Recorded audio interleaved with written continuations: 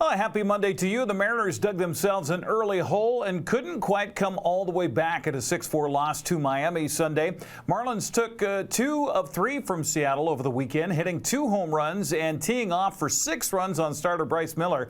The M's loaded the bases in the 9th, but Julio's hard hit was snared by the Miami second baseman to end the ballgame. Ground ball left side, and it sneaks through for a base hit. Seeing eye single for Jake Berger, and the Marlins take a 1-0 lead. Gordon, fly ball right field, hit deep and gone. A 3-run homer. Nick Gordon. What a start for the Marlins. Well, you fall behind the Marlins, and they were very aggressive. That's only their 62nd home run as a team, but a big one here in the first inning. Got him. Jazz flips it back behind first, and it gets down. And flying home is Vidal Brujan. Here comes the 0-1 pitch.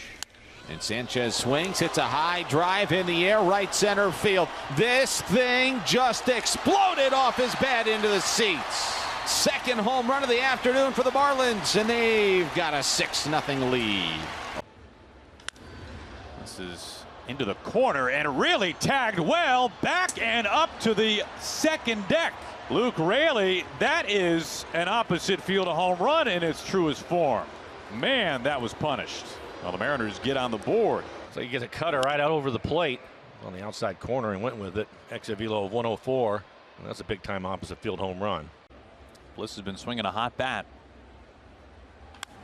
Ground ball and gobbled up.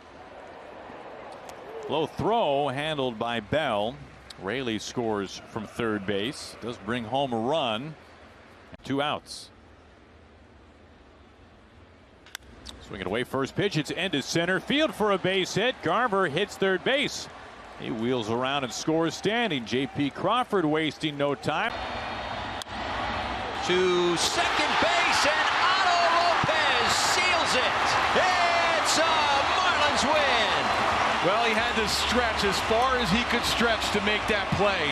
Great drama here in the 9th inning with bases loaded. Tanner Scott escapes. Nice catch by Otto Lopez. The offense for the Marlins outstanding. 4 runs in that first inning. A fastball jammed Rodriguez. You thought it was going to get into right field. That's a tie game if he doesn't come up with that. Manager Scott Service says you can't afford to dig yourself a big hole like Seattle did and expect to be able to come back, especially on the road. Bryce struggled early on. You know, they were on him there in the first inning, made a couple mistakes. The 3-run homer obviously is a big shot. And punch in the gut, I guess, is the best way to say it there in the first inning. He hung in there after that. I thought our bullpen was outstanding today. Did exactly what they needed to do to give us a chance to get back into the game. Had a lot of good at-bats. When you're trying to make a comeback like that, you need to catch a few breaks. You need a few things to go your way, and that was just not the case tonight as we hit some balls right at him there, and certainly with Julio to end the game.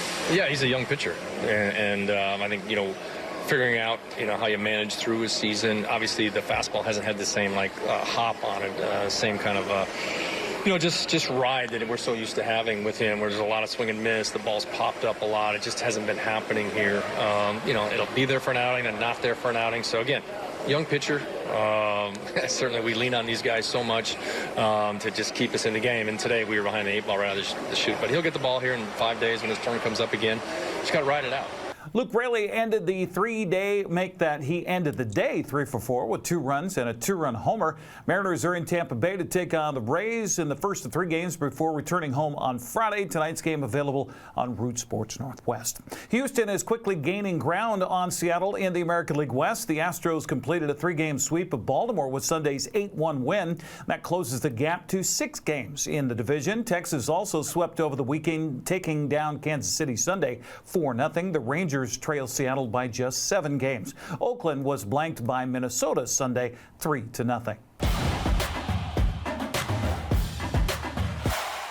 The Wenatchee AppleSox salvaged the final game of a 3-game set with Walla Walla Sunday, coming from behind for a 9-5 win. As we hear from the voice of the AppleSox, Joel Norman, Wenatchee had one big inning to get the job done that after falling to the Sweets in the first 2 games of the series. The Wenatchee AppleSox trailed by a 4-2 score going into the bottom of the 7th inning, but they erupted for 7 runs to pick up a 9-5 victory against the Walla Walla Sweets on Sunday night at Paul Thomas Senior Stadium. Max Hartman delivered the big blow. He stepped up to the plate with 1 out and the bases loaded, and he delivered a 3-run RBI triple to put Wenatchee in the lead again for good. Roberto Gonzalez was a big effect on the AppleSox in his first weekend with Wenatchee this summer. The third baseman reached base 3 times via base hits, also drew a walk and stole a bag while scoring 2 runs on Sunday night. The AppleSox remain tied for first place with the Edmonton Riverhawks, and now Wenatchee welcomes in the Kelowna Falcons to town on Monday night at 6:35 p.m. at Paul Thomas Senior Stadium. Gonzalez went 3 for 5 Sunday with 2 runs, while Max Hartman was 2 for 6 with a run and 3 RBI. David James pitched 2 2/3 innings of relief for his 2nd win of the season. NCW Life Channel will be out at the ballpark tonight to broadcast Wenatchee and Kelowna live. Our pregame gets underway at 6:30. First pitch at 6:35 from Paul Thomas Senior Stadium. Let's check the scoreboard last night. Thanks to Les Schwab, Edmonton beat Kamloops 7-2 to pull to within that first place tie with Wenatchee atop the WCL standings. Bellingham fell to Victoria 6-2. Kelowna comes into town after beating Port Angeles yesterday 7-4. Other WCL play Sunday, Portland nipped Nanaimo 6-4. Corvallis topped Springfield 7-4. Cowlitz down Yakima Valley 10-2. Ridgefield got by Bend 4-3. Here's the latest standings after the weekend in the West Coast League North. Wenatchee and Edmonton at 14-7.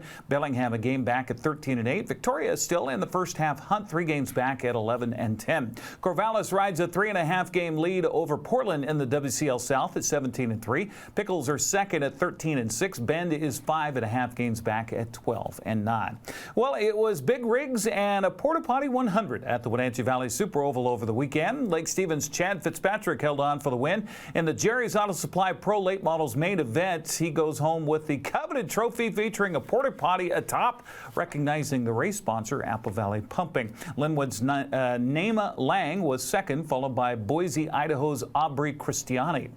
East Wenatchee's Cody Harris took the main event checkered flag in the Dick's Heating and Air Conditioning Thunder Car main event. Wenatchee's Luke Shaw was second, followed by fellow Wenatcheeite Carl Brandt. That's the big question. Wenatcheeite or Wenatchee-in? That's the question. Make it 3 for 3 in the season so far for Jared Ingram and the Plum Perfect Roadrunners. The Wenatchee Racer won his 3rd straight main event in the class over the weekend in front of East Wenatchee's Jason Walker and Wallace Baker. Black smoke belched high into the air for the North American Big Rig main event. When the smoke cleared, Eckville, Alberta's Darren Birdall took the checkered flag. Calgary's Cole Weisner was second, followed by fellow Albertan Corey Ripplinger. WVSO is off for a few weeks as they prepare for the Can-Am Thunder Hobby Challenge Kids Night. That'll be on July 6th. Let's look at sports news. I'm Eric Granstrom. Have a good Monday.